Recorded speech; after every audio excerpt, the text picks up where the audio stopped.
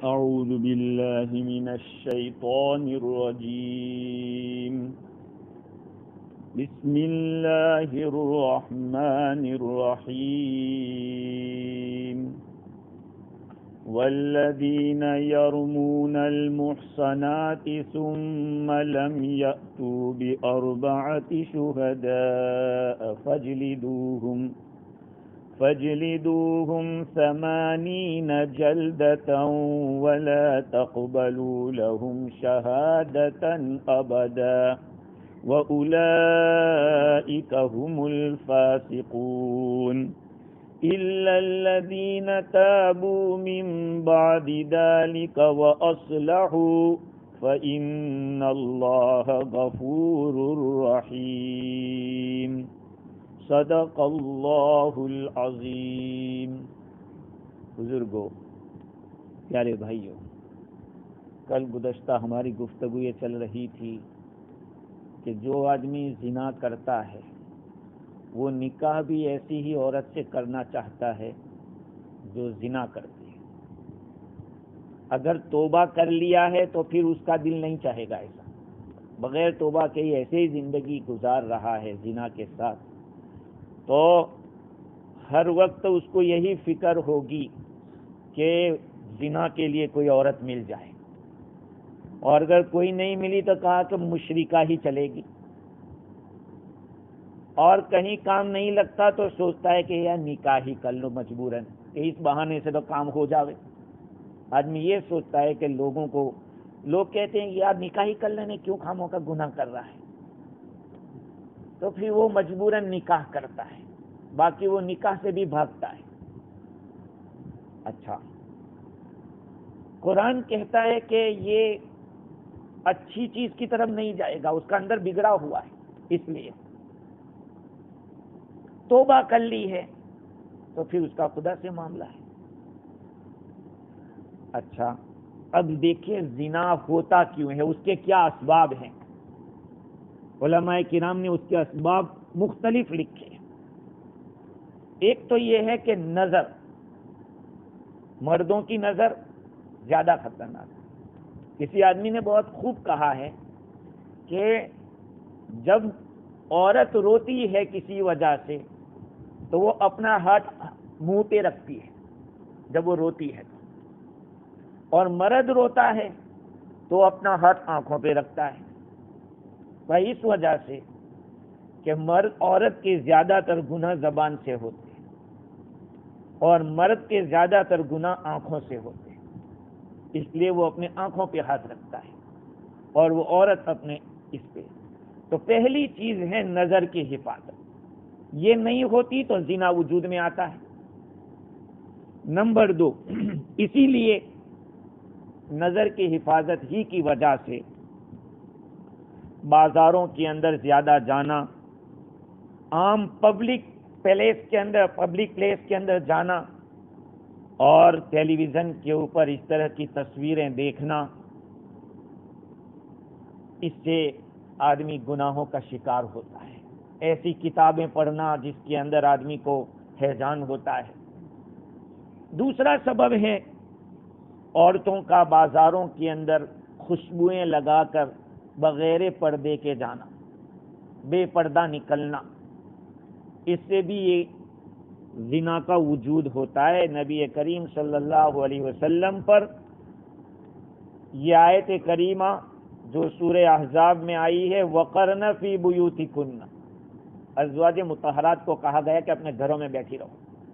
اتنی پاک عورتیں، نبی کی عورتیں پاک، جو ہماری ماں کہلاتی ہے ایمان والوں کی، کہا گھر میں بیٹھی رہو۔ تو پھر آج کی 15ویں صدی کی عورتوں کو کیا حکم ملنا چاہیے۔ تیسری چیز ہے مردوں کا اجنبی لوگوں کے گھروں کے اندر ایسے ہی داخل ہو جانا بلا اجازت، یا یہ کہ چولہے تک چلے جانا۔ بعض لوگ کہتے ہیں یار ہمارا تو ان سے بہت گہرا تعلق ہے، چولہے تک کا تعلق ہے، اب ان کے گھرے چولہے پہ جا کے چائے پی لیتے ہیں۔ اسلام یہ اجازت نہیں دیتا ہے۔ اسلام آگے چل کے اسی صورت میں آئے گا کہ کہاں آپ کھا سکتے ہو اس طرح سے۔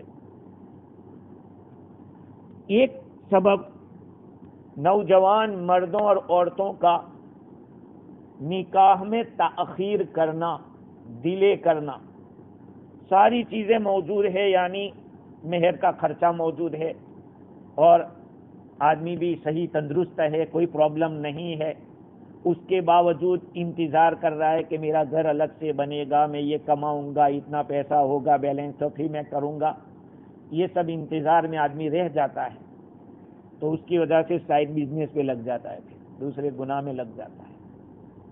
اور دوسری بات یہ ہے، 5ویں نمبر کی چیز ہے لہو و لعب کے جو آلات ہے، گانے بجانے ہیں، یہ الغنا برید الزنا، غنا برید الزنا، برید کے معنی پوسٹ ماسٹر، یہ گانا ہے وہ زنا کا پوسٹ ماسٹر ہے، پوسٹ مین ہے اس کا۔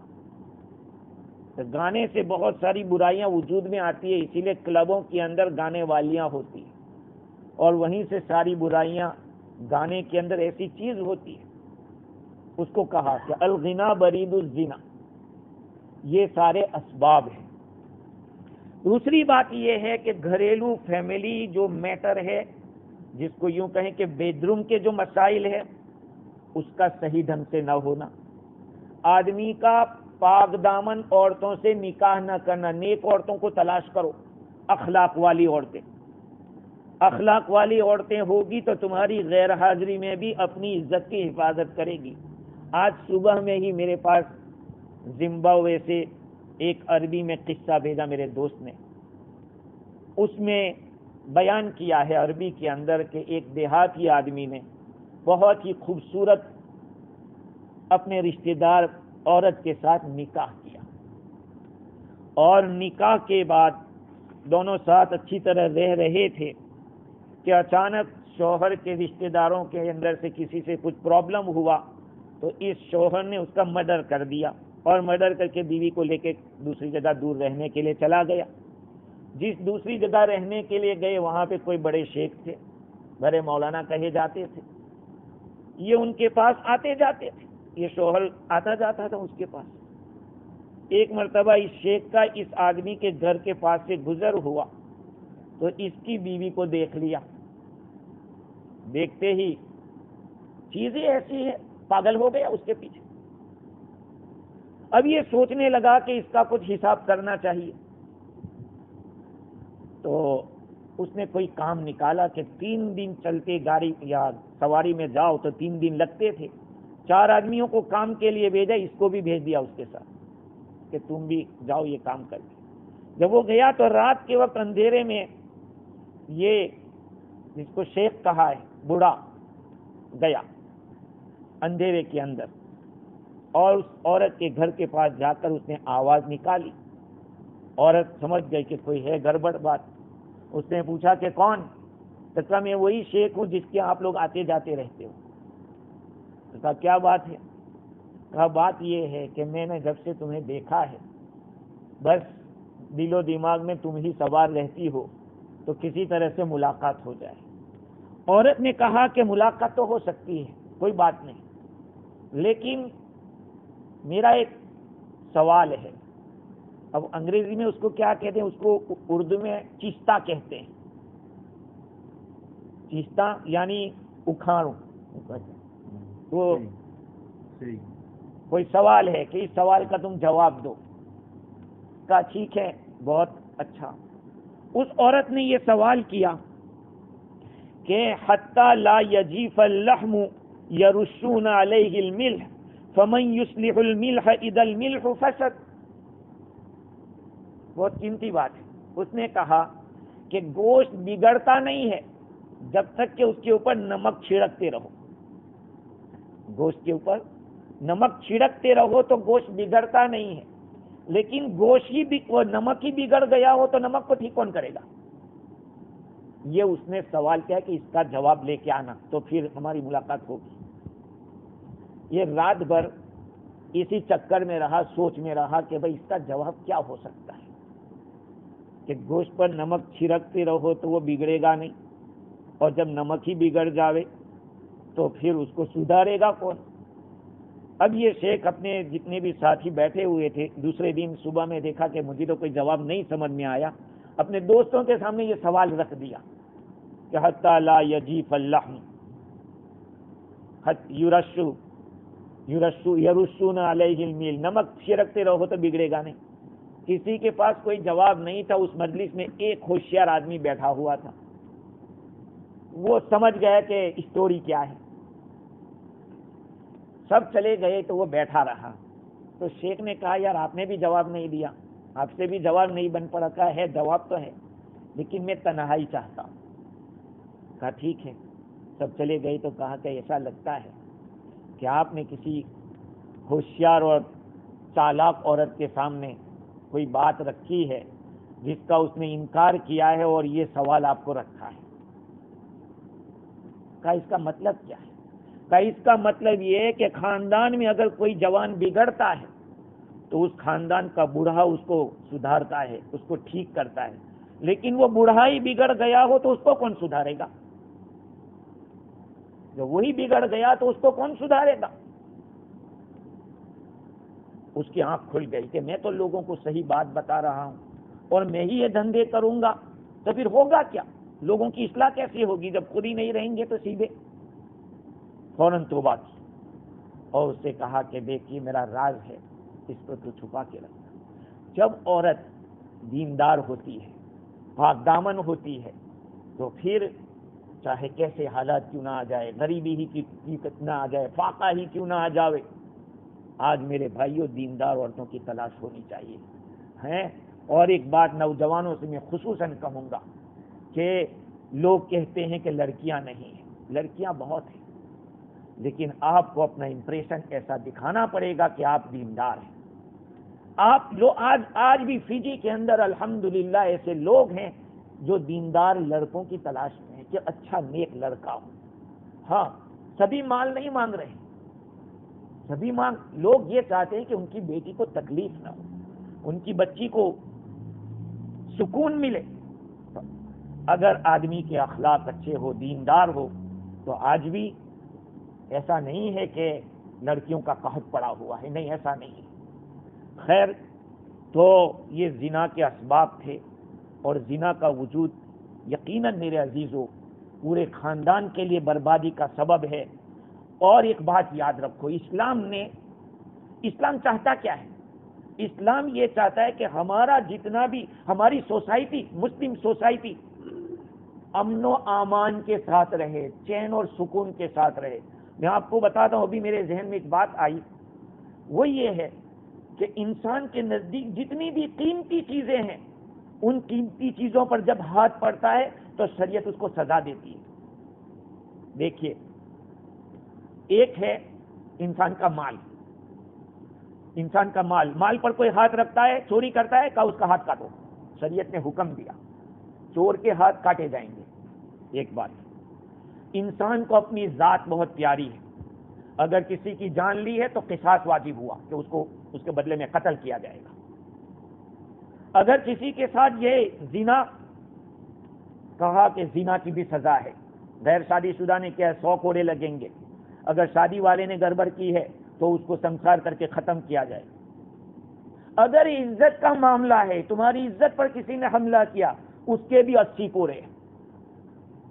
یہ بھی آج جو آیت پڑھی اس میں وہی بات، اگر آپ کی عقل ہے، اگر عقل کو خراب کیا جا رہا ہے، اس کی بھی سزا ہے۔ شراب پینا حرام ہے اسلام میں، شراب پینا۔ شراب سے نقصان کیا ہوتا ہے؟ انسان کی عقل خراب ہوتی ہے۔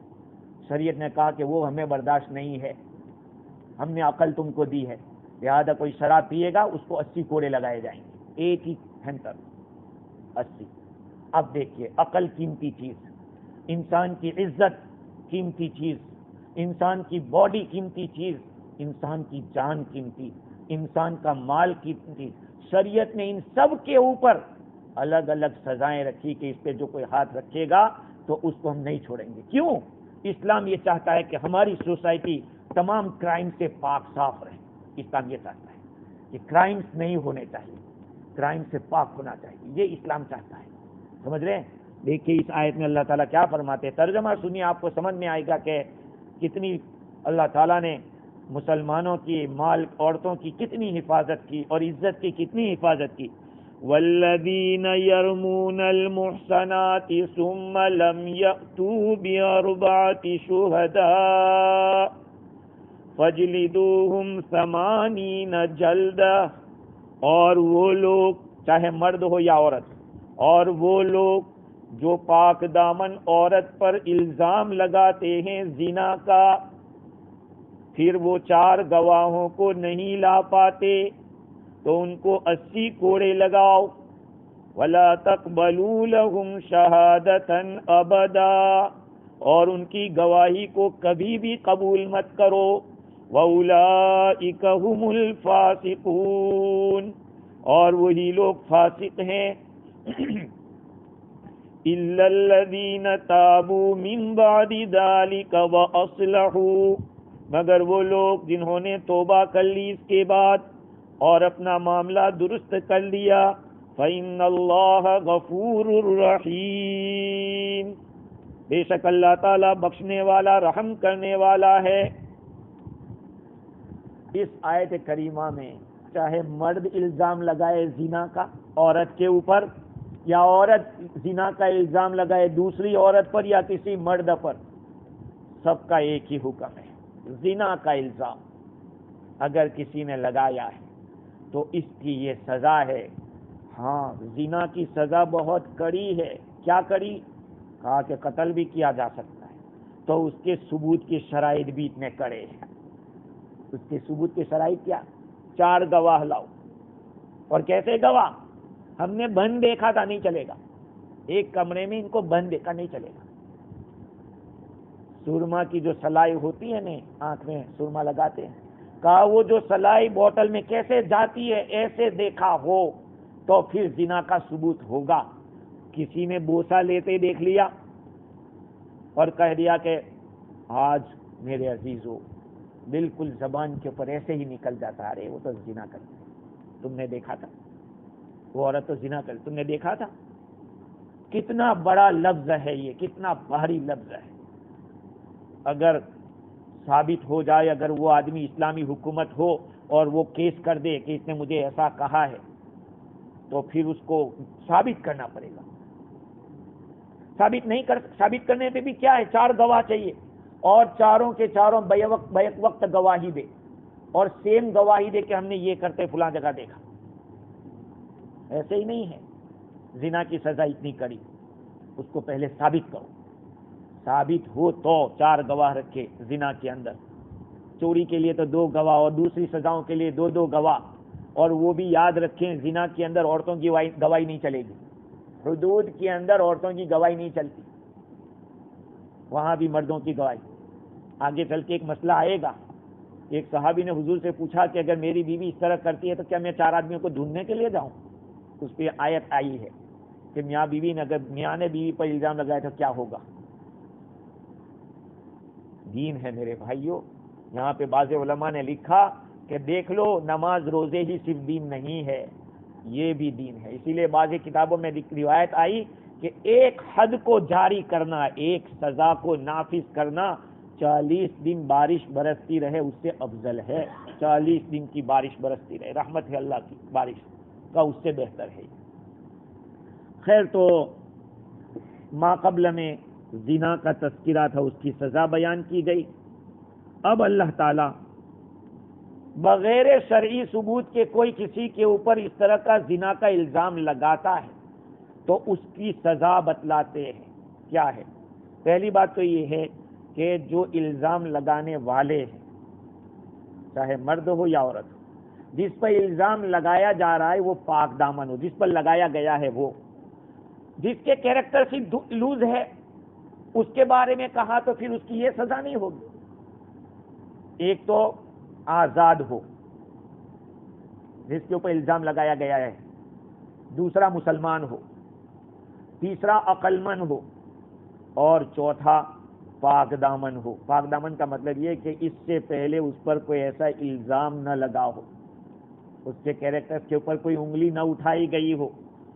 یہ ساری شرطیں پائی جاتی ہیں. ایسے آدمی پر اگر کوئی زنا کا الزام لگاوے تو اس سے یہ قذف ثابت ہوتا ہے، حد قذف۔ اللہ تعالیٰ نے اس کو جو بیان کیا تہمت کے لفظ سے نہیں بیان کیا، یرمون کا لفظ لائے۔ رما یرمی عربی زبان میں تیر اندازی کو کہتے ہیں، تیر مارنے کو کہتے ہیں۔ تو تیر جب لگائیں گے تو جس کو لگایا ہے لگ گیا اس کو، تو اس کا تو نقصان ہو جائے گا۔ اگر اس کو نہیں لگا تو پھر جس نے تیر لگایا اس کا نقصان ہوگا کہ ایک تیر اس کے ہاتھ سے چلا جائے گا۔ یہاں پر بھی ایسا ہی ہے، قسم کی تشبیہ ہے کہ جو الزام لگا رہا ہے اس کا الزام صحیح ہے، ثابت کر دیا تو جس پر لگایا گیا تھا اس کو سزا ہوگی، اور اگر غلط الزام لگا ہے تو اس کی آ بنے گی۔ یاد رکھو 3 گواہ لایا نہیں چلے گا، 4 چاہیے، 4 گواہ چاہیے۔ کیوں بھائی ایسا؟ آج دنیا میں اگر کچھ ہوتا ہے تو آدمی لائر سے پہلے بات کرتا ہے کہ یہ ہمارا کیس ہے، پہلے تم دیکھو ہم اس میں کامیاب ہو سکتے ہیں یا نہیں ہو سکتے۔ لائر نے کہا کہ نہیں، کامیاب نہیں ہو سکتے ہم۔ ایسے تو آج کوئی نہیں کہے گا، لیکن یہ کہہ دیا کہ تو آپ کیا کہیں گے؟ چپ کے بیٹھو، کیا مصیبت کھاموں کا لینے کی۔ اگر آپ کو پتا ہے کہ ہم کامیاب ہوں گے تب آگے بڑھیں گے، یہ جانتا ہے کہ میں کامیاب نہیں ہوگا لیکن پھر بھی آگے بڑھ رہا ہے تو کیا ہوگا؟ نقصان ہوگا کہ نہیں؟ تو جس آدمی نے الزام لگایا ہے اس کو معلوم ہونا چاہیے کہ 4 گواہ نہیں ہے تو پھر تجھے 80 کوڑے لگیں گے۔ اس کے باوجود وہ الزام لگانے جا رہا ہے، اس کا یہ مطلب کہ اس کے دل میں کوئی برائی ہے، وہ سامنے والے کو بدنام کرنا چاہتا ہے، سامنے والے کی آبرو ریزی کرنا چاہتے ہیں، بے عزتی کرنا چاہتے ہیں۔ اسلام میں کسی کی بے عزتی برداشت نہیں ہے۔ آپ کسی پر بھی کہہ دو کہ یہ تو ایسا ہے، ایسا نہیں۔ جب کچھ بولتے ہو تو اس کو ثابت بھی کرنا پڑے گا، اللہ تعالیٰ کی ہے، ثابت کرنا پڑے گا۔ اسی لیے کہا جاتا ہے، میں بار بار کہتا ہوں، قلم، قدم اور قسم، قلم، قدم اور قسم، سوچ سمجھ کے اٹھاؤ۔ کیا لکھ رہے ہو؟ کیا آپ لکھ رہے ہو؟ پہلے سوچ لو کہ میں کیا لکھ رہا ہوں، اس کا اثر کیا ہوگا۔ آپ قسم کھا رہے ہو، میں قسم پوری کر پاؤں گا کہ نہیں؟ میں کہاں جا رہا ہوں، میرا قدم کدھر جا رہا ہے، وہ پہلے دیکھ لو، قدم اٹھنے سے پہلے۔ تو یہ قلم، قدم اور قسم، یہ تینوں کو بہت سوچ سمجھ کے اٹھانے کی ضرورت ہے۔ آج آدمی قدم اٹھا لیتا پھر کہتا ہے ارے پہلے سوچ لیتا۔ آج ہم لوگ بولتے پہلے اور سوچتے بعد میں۔ ہم پہلے بول لیتے اس کے بعد سوچتے، حالانکہ پہلے سوچو۔ بار بار یہ کہاوت کہتا ہوں، قلب الاحمق فی فیہ ولسان العاقل فی قلبہ۔ بے وقوف کا دل زبان پہ ہوتا ہے اور عقل مند کی زبان دل میں ہوتی ہے، عقل مند کی زبان دل میں ہوتی ہے۔ خیر، تو ایک بات تو یہ ہے کہ الزام زنا کا ہوگا تبھی یہ سزا ہے۔ اگر کوئی چوری کا الزام لگا دیا یا کوئی اور چیز کا الزام لگا دیا تو اس کی یہ سزا نہیں ہے۔ وہ بادشاہ وقت یا حاکم وقت ہوگا، وہ فیصلہ کرے گا، وہ فیصلے میں بھی کتنی سزا لگا سکتا ہے وہ بھی یاد رکھنا۔ اللہ تعالیٰ نے جو سزائیں مقرر کی ہے وہ تو یہی ہے کہ زنا کے اندر 100 کوڑے یا سنسار، شراب کے اندر 80 کوڑے، غلام کو 40 کوڑے۔ اسی طرح سے ہاتھ کاٹنے میں چوری ہے تو ہاتھ کاٹنا ہے، اور اسی طرح سے یہ الزام لگایا ہے تو 80 کوڑے۔ اگر بعض اعمال ایسے ہیں جس میں شریعت نے مقرر نہیں کیا ہے تو اس کے لیے کیا کرنا پڑے گا؟ حاکم وقت سزا مقرر، وہ بھی 3 کوڑے، کم سے کم 3 اور زیادہ سے زیادہ 39، 40 بھی نہیں، 39، اس سے کہ 40 تو وہ غلام کی سزا ہے، تو 39، 3 سے لے کر 39 تک کوڑے مار سکتا ہے حاکم، اس سے زیادہ نہیں دے سکتا، کیونکہ جو دوسرے گناہ ہے اس کے برابر نہ ہو جائے۔ یہ دین ہے، اس میں ساری چیزوں کا سولوشن ہے۔ میں بار بار کہتا رہتا ہوں، آپ کوئی بھی مسئلہ علماء سے پوچھیں، کہیں بھی۔ آج اللہ ہمیں معاف کرے، ایسے ایسے مسئلے آ رہے۔ آج صبح میں ایک صاحب نے بھیجا کہ اللہم لک صمت وبک آمنت وعلیک توکلت وعلی رزقک افطرت، یہ جو دعا ہے، تو کہا کہ اصل دعا میں آپ کو بتا دوں، حدیث میں تو یہی دعا، اللہم لک صمت وعلی رزقک افطرت، بس اتنی ہی دعا ہے، اتنی ہی۔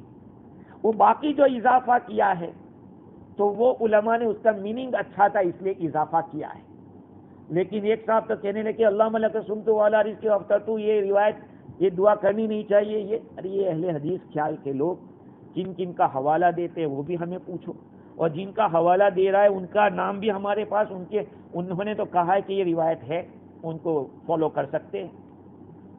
آج کے دور میں میرے عزیزو, ہم لوگ واللہ العظیم کہہ رہا ہوں ایک ایسے موڑ پر کھڑے ہیں کہ جاوے تو کدھر جاوے, کدھر جاوے.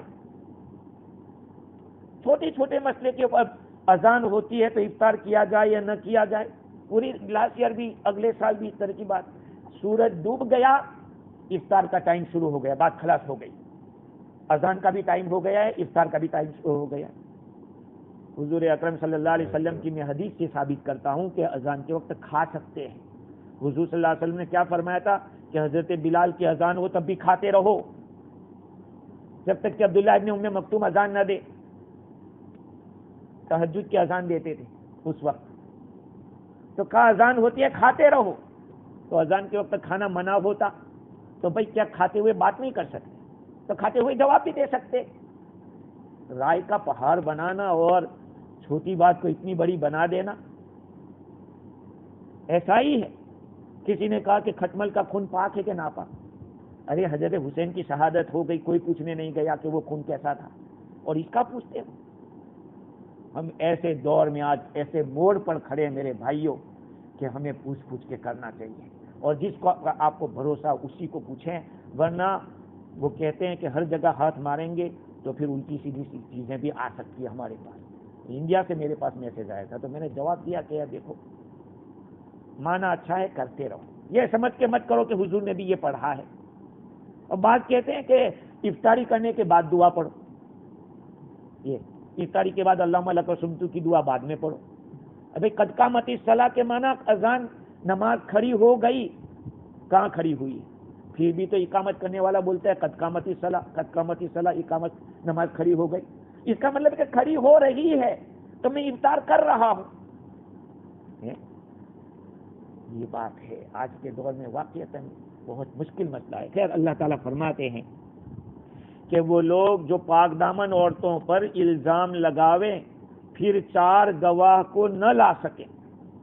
4 گواہ ہونے چاہیے, ایک بھی کم ہوگا تو پھر الزام لگانے والے کیا بنے گی, اس کو 80 کوڑے لگیں گے.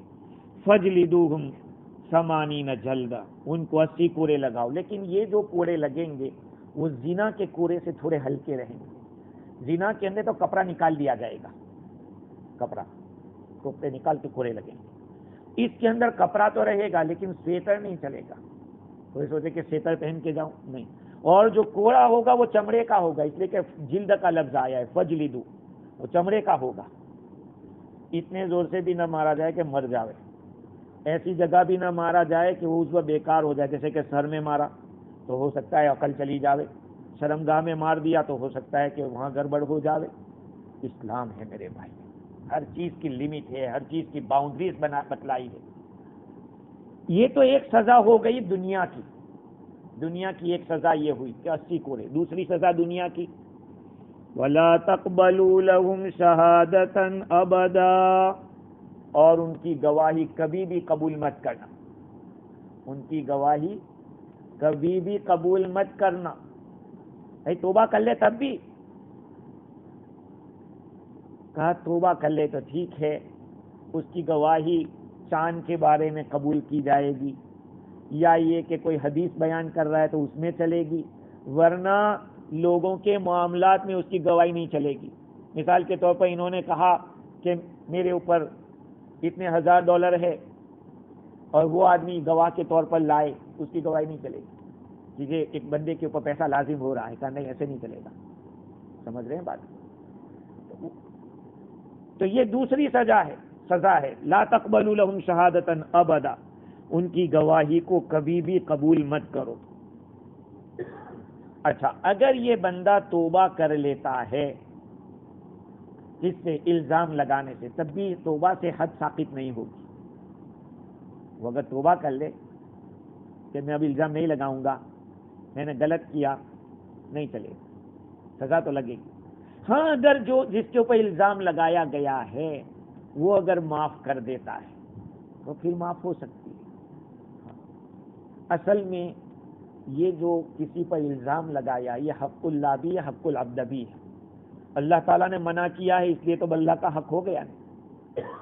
زنا خالص اللہ کا حق ہے، یاد رکھو، زنا خالص اللہ کا حق ہے. لہذا کسی مرد نے کسی عورت سے زنا کیا اور اسے معافی مانگنے گیا، اس کے معاف کرنے سے نہیں ہوگا، وہ تو اللہ کا خالص اس کا حق ہے. اس نے تم کو پرمیشن نہیں دی ہے، پرمیشن یہ دی ہے کہ نکاح کے ساتھ کرنا، نکاح کے بغیر کیا تو اللہ کا حق دبایا ہے. اب وہ عورت چاہے کتنی معاف کر دے، اس کے معاف کرنے سے معاف نہیں ہوگا. تو زنا کے اندر تو سزا ہوگی. اس کے اندر اگر وہ بندہ معاف کر دیتا ہے تو کیونکہ اس کے اوپر الزام لگا ہے، اس کی بے عزتی ہو رہی ہے، اس لیے اس کے معاف کرنے سے حد ساقط ہو سکتی ہے.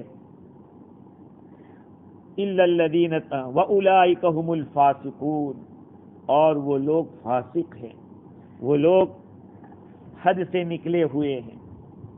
تو اس آیت کریمہ کے اندر ایک بات تو یہ معلوم ہوئی کہ جس پر الزام لگایا گیا ہے وہ محسن ہونا چاہیے، پاک دامن ہونا چاہیے. اور دوسری بات یہ ہے کہ یہ سزا بھی اس وقت ہے جبکہ وہ آدمی مطالبہ کرے کہ اس نے میرے اوپر الزام لگایا ہے، اس کو سزا ملنی چاہیے. اگر مطالبہ نہیں کر رہا ہے تو مدعی سست گواہ چست والی بات نہیں ہوگی. مدعی سست گواہ چست یہ کہاوت ہے کہ جس کے اوپر الزام لگا ہے وہ تو کچھ نہیں بول رہا ہے اور گورنمنٹ کہہ رہے کہ نہیں اس کو سزا ملنی چاہیے. ایسا نہیں ہوگا. اور لا تقبل لهم شہادتا ابدا، ان کی گواہی کو معاملات میں نہیں قبول کریں گے. معاملات میں، کیونکہ عبادات میں تو چل جائے گا، جیسے کہ چاند دیکھنے کے بارے میں گواہی دے رہا ہے تو وہ چلے گی، یا اسی طرح سے کوئی حدیث بیان کر رہا ہے تو اس میں چلے گی. لیکن معاملات، بندوں کے حقوق ہے، اس کے اندر نہیں چلے گی. اب سوال یہ ہے کہ اتنی کڑی شرطیں لگا دی ہے کہ 4 گواہ کو لاؤ، تب تو پھر معاملہ بڑا گڑبڑ ہو جائے گا. سب کو زنا کرنے والوں کو چھٹی مل جائے گی تو کون دیکھنے آئے گا اس طرح کرتے ہوئے. تو یاد رکھو اس کے لیے اور احکام بھی ہے. اجنبی عورت کو اگر بوسہ کر لیتے دیکھ لیا تو اس کو حاکم تعزیر کر سکتا ہے. اجنبی عورت کے ساتھ ایسے بوسو کنار کرتے ہوئے یا کسنگ پسنگ کرتے دیکھ لیا تو اس کو گورنمنٹ سزا دے سکتی ہے. لیکن جیسے میں نے کہا کہ 3 کورے سے لے کر 39 تک، اس سے زیادہ نہیں. اس کو تعزیر کہا جاتا ہے، تعزیر. تو حد زنا اور حد قذف کے اندر تھوڑا سا فرق ہے، جیسے میں نے بتایا آپ لوگوں کو. اور یہ تہمت ہے نا کبیرہ گناہ میں سے. کسی پاک دامن عورت پر الزام، آج یہ بہت چلتا ہے، کسی بھی عورت کو کہہ دیتے کہ تو زنا کرتی. اچھا غیرت کی بات یہ ہے کہ مرد بھی ایسے کہ کہہ دیتے کہ یار میں نے تو بہت کیا ہے، ایسا بھی کہتے. لا يحب اللہ الجہر بالسوء من القول الا من ظلم. اللہ تعالیٰ اس طرح کے گناہ کو اوپن کرنے کو پسند نہیں کرتا ہے. اگر آپ کبھی ہوا ہے تو اللہ سے توبہ کیجیے اور معافی مانگے، خوب روئیے اللہ کے سامنے کہ یہ حرکت مجھ سے ہوئی، آپ معاف کر دیں. اسلامی حکومت تو ہے نہیں کہ زنا کی سزا نافذ ہو، تو کم از کم اللہ سے اتنا تو کر سکتے ہیں، معافی مانگے کہ یہ مجھ سے غلط ہوا ہے. کوئی آدمی پرائیویٹ میں سوچے کہ بھائی میں نے یہ آج تک کیا ہے، چلو میرا صفایا کر دو، پرائیویٹ میں نہیں ہو سکتا، تنہائی میں بھی نہیں ہوگا، وہ تو عام پبلک کے سامنے ہوگا. جو سزا دی جائے گی زنا کی وہ عام پبلک کے سامنے، تنہائی میں نہیں، تاکہ لوگ دیکھیں اور عبرت حاصل کریں. تو میں یہ عرض کر رہا تھا کہ یہ الزام لگانا کبیرہ گناہ ہے، بغیر توبہ کے معاف نہیں ہوتا. حضرت ابو ہریرہ رضی اللہ تعالیٰ عنہ کی روایت ہے کہ 7 ہلاک کرنے والی چیزوں سے بچو. ایک ہے شرک، دوسرا جادو کرنا، کسی کو ناحق قتل کرنا، اور سود کھانا، یتیم کا مال کھا جانا. جنگ اگر اسلام کی لڑائی ہو رہی ہو، جہاد ہو، تو اس میں پشت پھرا کر بھاگنا، یہ بھی بہت بڑا گناہ ہے. اگر وہ بھاگ جائے گا تو دوسرے بھی بھاگیں گے، دوسرے بھاگیں گے تو پھر اسلام کی شکست ہوگی، مسلمانوں کی کمر ٹوٹ جائے گی. کا کبیرہ گناہ ہے. اور آخر میں فرمایا وَقَذْفُ الْمُحْصَنَاتِ الْغَافِلَاتِ الْمُؤْمِنَاتِ، پاک دامن بے خبر مومن عورتوں پہ الزام لگانا. اسی لیے میرے بھائیوں کہا جاتا ہے کہ زبان کو کنٹرول میں رکھو. زبان میں تقریباً اس سے 20 سے زیادہ گناہ ہوتے ہیں زبان کے ذریعے. امام مالک رحمۃ اللہ علیہ کے زمانے میں یہ واقعہ بہت سی کتابوں میں پڑھا ہے، کہاں تک اس کا ثبوت ہے اللہ عالم۔ امام مالک رحمۃ اللہ علیہ کے زمانے میں ایک عورت کا انتقال ہو گیا، ایک عورت کا انتقال ہو گیا۔ اس عورت کو کوئی غسل دینے کے لیے گئی اور نہلاتے ہوئے کہا کہ بڑی بدکار تھی، زانیہ تھی، یہ بول دیا۔ اس کا ہاتھ وہیں میت کے ساتھ چپک گیا، اکھڑ نہیں رہا ہے۔ اب اس کو بھی ساتھ بھیجا جائے گا۔ پوچھا گیا کہ کیا معاملہ ہے، بڑی پریشانی ہوئی۔ پہنچتے پہنچتے یہ مسئلہ امام مالک رحمۃ اللہ علیہ کے یہاں پہنچا۔ امام مالک رحمۃ اللہ علیہ نے فرمایا کہ اس کو 80 کوڑے لگاؤ، اس کو 80 کوڑے لگاؤ۔ جب 80 کوڑے لگائے گئے تو پھر اس کا ہاتھ الگ ہوا وہاں سے۔ میت کے جو راز ہوتے ہیں وہ راز ہوتے ہیں، راز ہوتے ہیں۔ میں کون ہوں اور آپ کون ہیں؟ کسی کے بارے میں الزام لگانے والے میں اور آپ کون ہیں؟ اللہ تعالیٰ ہمیں قبر میں یہ تھوڑی پوچھے گا قیامت کے دن کہ یہ اچھا تھا، فلاں اچھا تھا کہ نہیں، تو کیسا تھا، تو کیا کر کے آیا، میں نے تجھے دنیا میں بھیجا تھا۔ میرے بھائیو، اللہ کے واسطے تھوڑا تھوڑا سوچا کرو اس طرح کا کہ ہم سب کو مرنا ہے، ایک دن جانا ہے دنیا سے، خدا کو کیا منہ دکھائیں گے؟ جو کام ہمارے ذمے نہیں ہے اس کو ہمیں کرنے کی ضرورت نہیں ہے، اس کے لیے تو اللہ نے مقرر کر رکھے فرشتوں کو، وہ سب ریکارڈ کر رہے ہیں۔ تو روزانہ توبہ بھی کرو، اللہ سے معافی بھی مانگو۔ معلوم ہوا اس آیت کریمہ سے کہ مومن بڑا قیمتی ہے، ایمان والا بڑا قیمتی ہے، زندہ ہو تب بھی، مر جاوے تب بھی۔ اسی لیے انگریز جب انڈیا میں گئے تھے تو انہوں نے کہا کہ بھئی کیسا رہا ملک؟ کہا کہ یہ مردہ پرست لوگ ہیں۔ کیا کہا؟ انڈیا والے تو مردہ پرست لوگ ہیں۔ اچھا، کہا اجمیر کے اندر جو مرے ہوئے ہیں ان کا ہی راج ہے وہاں پہ۔ ہم لوگ مر جانے کے بعد آدمی کی قیمت سمجھتے ہیں، ہر مسلمان قیمتی ہے، چاہے وہ زندہ ہو یا گزر چکا ہو۔ میں تو ایک ہی بات کہتا ہوں کہ اگر ہم سے کسی کو راحت نہیں پہنچتی مت پہنچاؤ، کوئی ضرورت نہیں، لیکن تکلیف کسی کو مت پہنچاؤ، کیونکہ اگر وہ خدا کے ساتھ دل لگائے ہوئے ہوگا تو کچھ بھاری پڑ سکتا ہے، بہت بھاری پڑ سکتا ہے۔ تو اور یہ اللہ تعالیٰ نے دکھایا تو ہے نہیں کہ یہ اللہ کا پیارا ہے، یہ نہیں ہے، یہ ہے یا یہ نہیں ہے، ایسا تو کہیں نہیں۔ ہر ایک کا اللہ سے ایک تعلق ہے، اس تعلق میں اس نے کہہ دیا تو معاملہ گڑبڑ ہو سکتا ہے۔ ایک بات تو یہ معلوم ہوئی، ہاں، سزائیں 3 قسم کی ہوئی۔ ایک سزا تو کوڑے لگانے کی، دوسری سزا اس کی گواہی قبول نہ کرنے کی، اور تیسری چیز یہ بتائی کہ وہ آخرت کے اعتبار سے گنہگار ہے، فاسق ہے وہ۔ تو اس کا تو مسئلہ آگے حل کر دیا، الا الذین تابوا، اللہ سے توبہ کر لے تو آخرت کا گناہ نکل جائے گا اس کا۔ اور جس آدمی کو ستایا ہے، جس پہ الزام لگایا ہے، اس سے معافی مانگ لے۔ حکومت نے تو اس کو سزا دے دی، شریعت نے تو 80 کوڑے، لیکن اس کا دل زخمی ہوا ہے، اس کا کیا؟ ہاں، تہمت لگائی تھی تو اب وہ اس بیچارے پر الزام لگا۔ جراحات السنان لہا التیام ولا یلتام ما جرح اللسان، تلواروں کے اور تیر کے جو گھاؤ ہوتے ہیں وہ تو بڑھ سکتے ہیں، لیکن زبان کے لگے ہوئے گھاؤ بڑھتے نہیں۔ لیکن میں دیکھتا ہوں یہاں پہ بہت بے حسی دیکھتا ہوں بعض لوگوں کہ کیسا بھی بول دو لیکن کوئی احساس نہیں۔ بعض لوگ حساس ہوتے ہیں، چھوٹی سی چیز کو بھی بہت بڑی سمجھتے ہیں، سمجھے؟ ہم لوگوں کو تھوڑا حساس ہونے کی ضرورت ہے۔ دین کو سمجھو، دین کو لاؤ تو احساس پیدا ہوگا۔ اب کتنا بڑا جرم ہے، لوگ کھلے عام کہتے ہیں ارے ہم تو پہلے ایسا کرتے تھے، ویسا کرتے تھے۔ بہت بڑی زنا کا ثبوت جیسے گواہوں سے ہوتا ہے، اقرار سے بھی ہوتا ہے۔ حضور صلی اللہ علیہ وسلم کے زمانے میں ایک صحابی نے آ کے عرض کیا کہ حضور مجھ سے ایسا ہو گیا، کہا نہیں ایسا کچھ، کہا نہیں ایسا ہی ہوا، تو آپ نے چہرہ پھیر دیا، دوسری طرف آئے۔ پھر صاحب پوچھا افنکتہا، کیا تو نے اس کو 14 اس طرح کا لفظ ہے، ج واو دال الف کے لفظ سے پوچھا کہ تو نے ایسا کیا، کہا ہاں، تو پھر سزا نافذ ہوئی۔ ہاں، ایسے ہی کہ اوپر ایسے دیکھ لیا، کہا نہیں، پرفیکٹ جس کو کہتے ہیں زنا، یہ ہے۔ تو صحابہ بھی جن سے غلطی ہوئی انہوں نے اقرار کیا، بعض عورتوں نے اقرار کیا، اور سزا نافذ کرنے کے لیے ایک شرط یہ بھی ہے کہ اس کے پیٹ میں بچہ نہ ہو۔ ایک عورت آئی حضرت عمر رضی اللہ عنہ کے پاس، کہا کہ مجھ سے یہ حرکت ہو گئی ہے۔ کہا اچھا ایسا؟ کہا کافی تجھے سنسار کیا جائے گا۔ کہا ٹھیک ہے۔ حضرت علی رضی اللہ عنہ نے فرمایا کہ نہیں ابھی نہیں۔ کہا کیوں؟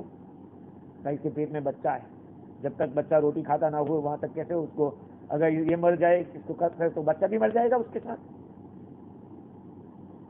حضرت علی رضی اللہ تعالی کو اللہ نے بہت علم دیا تھا، حضور نے فرمایا انا مدینۃ العلم وعلی بابھا، میں علم کا شہر ہوں اور علی اس کا دروازہ ہے۔ خیر، تو اللہ تعالیٰ فرماتے ہیں الا الذین تابوا من بعد ذلک واصلحوا، مگر وہ لوگ جنہوں نے توبہ کی اس کے بعد، یعنی سزا ہو گئی اس کے بعد اس نے توبہ کی، واصلحوا، اور اپنا معاملہ درست کر لیا، اس کو راضی کر لیا، جس پہ الزام لگایا تھا اس کو خوش کر دیا کہ مجھے معاف کر دے، میری غلطی ہوئی، اب سزا تو مل گئی ہے، اس کو بھی چاہے معاف کر دے اور معاملہ یہ کر دے۔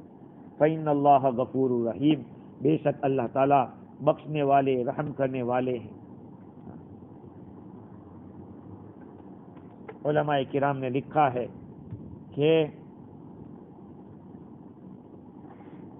محسن آدمی پر جب قذف ہوتی ہے، الزام لگایا جاتا ہے، تو پھر سزا ہے، غیر محسن کے اوپر لگائی ہے تو پھر سزا نہیں ہوگی۔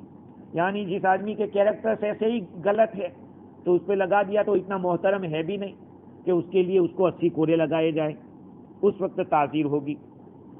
فقہا نے یہ بھی لکھا ہے کہ جس نے اپنے غلام کے اوپر الزام لگایا، کسی کافر پر الزام لگایا،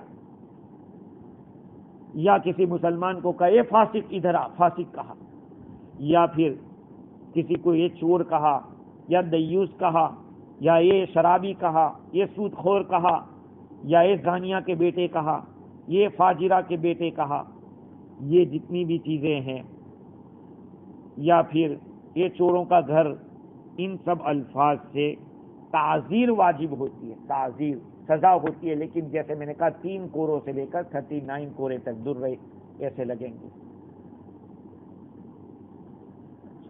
اللہ تعالیٰ مجھے بھی اور آپ کو بھی دین کی صحیح سمجھ عطا فرمائے اور قرآن مجید کے ساتھ موت تک وابستہ رکھے، اس پر عمل کرنے والا بنائے۔